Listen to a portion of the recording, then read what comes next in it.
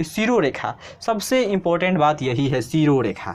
ये समझ गए तो समझिए आपका हैंडराइटिंग खराब भी है तो देखने में अच्छा लगेगा।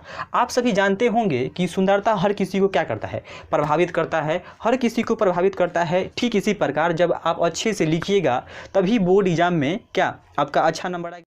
हेलो नमस्कार दोस्तों, कैसे हैं आप सभी लोग। मुझे आशा है कि आप बहुत बेटर होंगे और अपने एग्ज़ाम की तैयारी बहुत बेहतरीन तरीक़ा से और लगन के साथ कर रहे होंगे। आज के इस नए वीडियो में हम आपके साथ शेयर करने वाले हैं कि साफ साफ कैसे लिखें, यानी कि how to improve handwriting, यानी कि हैंड राइटिंग कैसे सुधारा जाए। आप सभी जानते हैं कि हैंड राइटिंग हमारे बोर्ड परीक्षा से लेकर या जो भी कॉम्पिटिटिव एग्ज़ाम होता है, तो जिस एग्ज़ाम में रिटन एग्ज़ाम होता है उसमें बहुत बड़ा रोल अदा करता है। आपका हैंडराइटिंग अच्छा नहीं है तो आप मार्क्स में थोड़ा सा कम नंबर पा सकते हैं, यानी कि आपका मार्क्स पर प्रभाव पड़ सकता है, हैंडराइटिंग आपका अच्छा नहीं है। तो ऐसे में हैंडराइटिंग कैसे सुधारा जाए, इसके लिए मैंने कुछ टिप्स आपको बताऊंगा, जिससे आप पूरा फॉलो करेंगे तो आपका हैंडराइटिंग ज़रूर सुधरेगा। तो चलिए इसी के साथ मैं वीडियो को प्रारंभ करता हूँ। इसीलिए आप लोग वीडियो को शुरू से लेकर अंत तक देखने का प्रयास ज़रूर कीजिएगा, ताकि आपका हैंडराइटिंग एक सुंदर सा हो सके और आप गोल गोल अक्षर लिख सकें। क्योंकि आपको बोर्ड परीक्षा में ज़्यादा से ज़्यादा नंबर हासिल करना है या अन्य परीक्षा में भी बेहतर अंक प्राप्त करना है। तो चलिए शुरू करते हैं। और सबसे पहला इसमें हमारा टिप्स है कि साफ साफ नोट्स को डेली आपको 30 मिनट लिखना होगा। आप कहिएगा सर देखिए हम अभी बोर्ड एग्जाम की तैयारी करते हैं या अन्य एग्जाम की तैयारी करते हैं, तो हम यदि हैंडराइटिंग पर अपना फोकस करेंगे, यानी कि हैंडराइटिंग लिखने चलेंगे, तो हमारे पास समय नहीं है।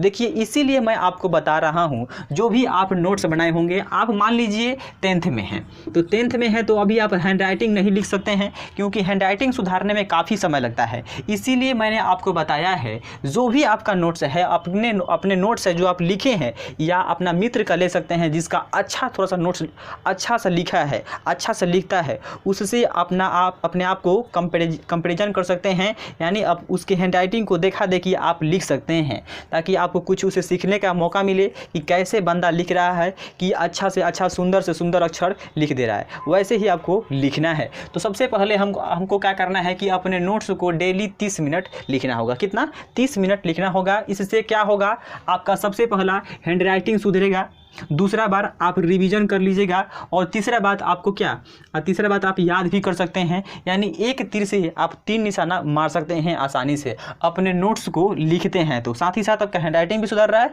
आप याद भी कर रहे हैं, और आपका जो भी लिखने का स्पीड है वो स्पीड भी बढ़ेगा जब आप लिखिएगा डेली 30 मिनट। तब उसके बाद है कि लिखते समय टेबल पर बैठ कर लिखना होगा। टेबल पर बैठ के लिखिए। हम जानते हैं कि कोई भी परीक्षा हो, चाहे वो जो भी परीक्षा हो, बोर्ड एग्जाम से लेकर अन्य जो भी एग्जाम है, वो सभी के सभी टेबल पर बैठकर एग्जाम हम लोग देते हैं और देते आ रहे हैं। इसीलिए हमको टेबल पर बैठकर लिखने का प्रयास करना है, ताकि जब भी हम वहाँ पे जाएं तो हमारा स्थिति नहीं बिगड़े कि हम इस पर बैठ के लिख रहे थे, हमसे इस पर हैंडराइटिंग नहीं बैठेगा। इसीलिए मैं आप सभी से रिक्वेस्ट करना चाहता हूं कि लिखते समय आप लोग टेबल पर बैठकर लिखने का प्रयास जरूर कीजिएगा और उसी पर लिखिएगा। नहीं तो जहां लिखते होंगे उस पर कुछ ही जो मोटा सा है चादरा वाला, जैसे लकड़ी का हो गया, उसको रख कर लिखिएगा, बेहतर होगा। उसके बाद है पेन का ग्रिप। पेन का ग्रिप माने कि जो ये है पकड़ने का ग्रिप है, ये कि कैसे हम लोग पेन पकड़ते हैं,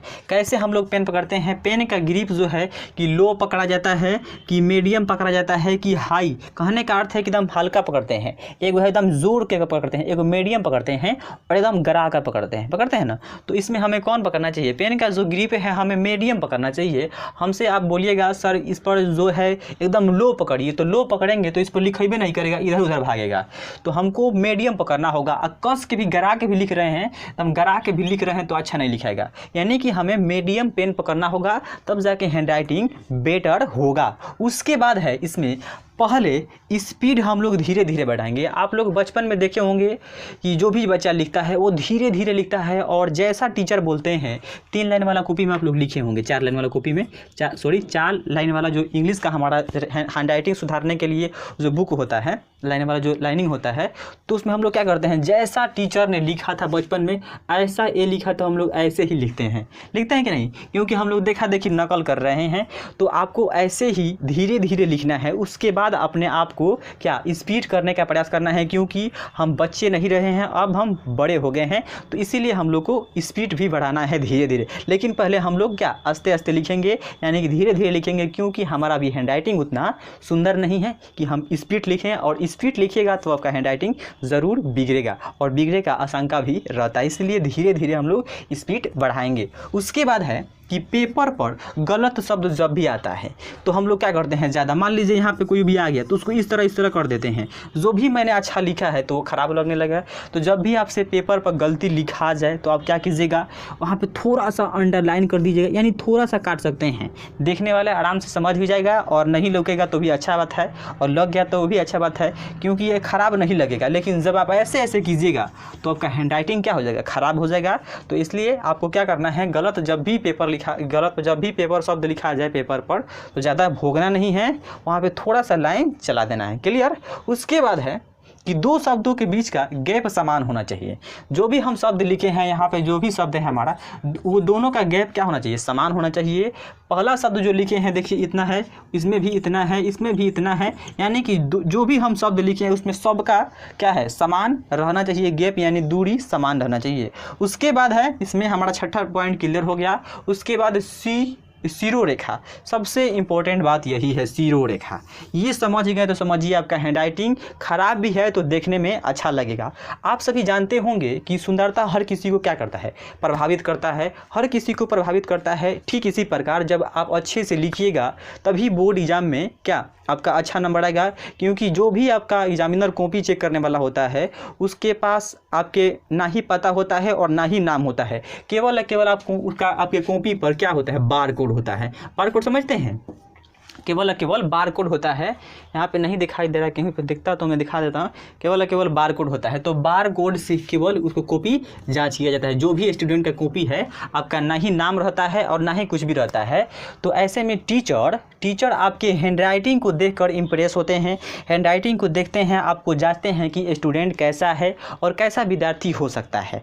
अच्छा आप लिखे रहिएगा, तो कहा जाता है कि फर्स्ट इंप्रेशन दी लास्ट इंप्रेशन। अच्छा लिखिएगा तो जो भी टीचर आपका कॉपी चेक कर रहे हैं वो अच्छे से अच्छे नंबर देंगे, फुल में फुल मार्क्स देंगे। तो सबसे महत्वपूर्ण बात है आपका, अब चलते हैं हम लोग सीरो रेखा पर। सीरो रेखा कहने का अर्थ है कि देखिए अभी हम जो भी लिखे हैं सभी अक्षर जो है एकदम सादा खीरा, एकदम खड़ा यानी स्टेट है, पूरा स्टेट हम लिखे हैं। उसके बाद कोई स्टूडेंट, हम भी दो तरीक़ा से लिखते हैं, एक गिरा कर लिखते हैं और एक स्टेट लिखते हैं। तो गिराने वाले में भी दो साइड होता है। एक किसी स्टूडेंट देखिएगा कि वो इस साइड से गिरा कर लिखेगा अक्षर को, यानी कि ये समझिए ये कि ऐसा कोई अक्षर लिखेगा यानी इस साइड सभी अक्षर उनके गिरे हुए रहेंगे, तो इसमें भी अच्छा लगता है, यानी ऐसे में भी अक्षर दिखने में अच्छा लगता है। और इस साइड से गिरा कर लिखिएगा तो ऐसे में भी, यानी कि ऐसे भी गिरा कर लिखिएगा अक्षर को तो ऐसे भी देखने में अच्छा लगता है। लेकिन स्टेट भी लिखिएगा तो यह भी अच्छा लगता है। जैसा कि हम स्टेट लिखे हैं बोर्ड पर, तो बोर्ड पर उतना अच्छा से हैंड राइटिंग नहीं बनता है। तो आप लोग सोचते होंगे कि सर का हैंड राइटिंग भी अच्छा नहीं है और हमें बता रहे हैं, तो ऐसा नहीं है। हमारा हैंड राइटिंग थोड़ा साफ है, आप हमारे कॉपी पर देख सकते होंगे, पिछले वीडियो में मैंने लिखा था। ठीक, तो आपको क्या करना है कि ऐसे लिखना है तो ऐसे ही लिखना होगा, और ऐसे लिखते होंगे तो ऐसे ही लिखना होगा, और स्टेट लिखते होंगे तो आपको स्टेट ही लिखना होगा। क्लियर है। तो आपको इस पर विशेष ध्यान देना होगा। कभी कभी क्या होता है कि हम एक अक्षर सीधा लिख देते हैं, जैसे मैंने लिखा सीधा लिख देते हैं, उसके बाद एक अक्षर को ऐसे लिख देते हैं और एक अक्षर को ऐसे लिख देते हैं, तो ऐसे में हमारा हैंड राइटिंग बिगड़ जाता है। हम अच्छा ही लिखे थे, जैसे कि अभी हम आपको लिख के दिखा रहे हैं, जैसे कि मैंने लिखा अपने, और फिर लिख देंगे इसको ऐसे अपने, तो कैसा लग रहा है, तिरछा लग रहा है कि नहीं।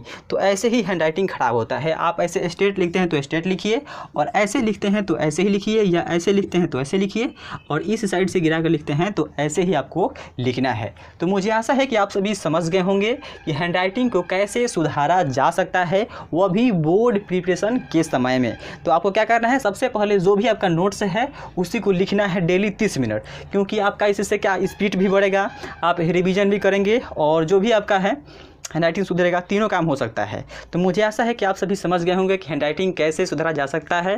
तो अगर आपको वीडियो को पसंद आया होगा तो वीडियो को like and share and subscribe करना नहीं भूलिएगा। तब तक मिलते हैं इसके नेक्स्ट वीडियो को लेकर, तब तक के लिए धन्यवाद।